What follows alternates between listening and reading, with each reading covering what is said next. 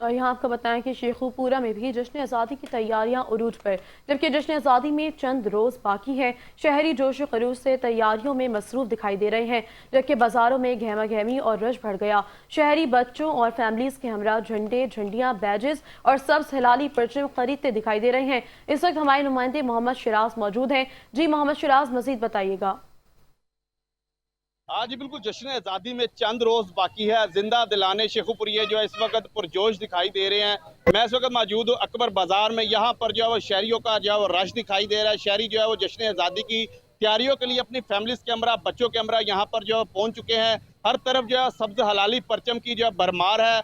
जगह जगह पर जो स्टॉल है वहाँ पर जो रश दिखाई दे रहा है। शहरी जो है वो पुरजोश तरीके के साथ जश्न आज़ादी को मनाने के लिए जो है वो पुरअज़म दिखाई दे रहे हैं। हमारे साथ कुछ शहरी मौजूद, इनसे बात करते हैं। बच्चों के साथ आए हैं शॉपिंग करने के लिए। आपके सामने ये कितनी शॉपिंग अरूज पे है और दुनिया देख ले, रश है, गहमा गहमी इतनी ज्यादा है। कुछ और शहरी भी मौजूद, इनसे भी बात करते हैं और इनसे भी जानते हैं कैसे कर रहे हैं आप तैयारियां जश्न आज़ादी। जी बड़े अच्छे तरीके से के साथ तैयारियां कर रहे हैं। बच्चों के साथ आए हैं ये परचम वगैरह खरीदने के लिए।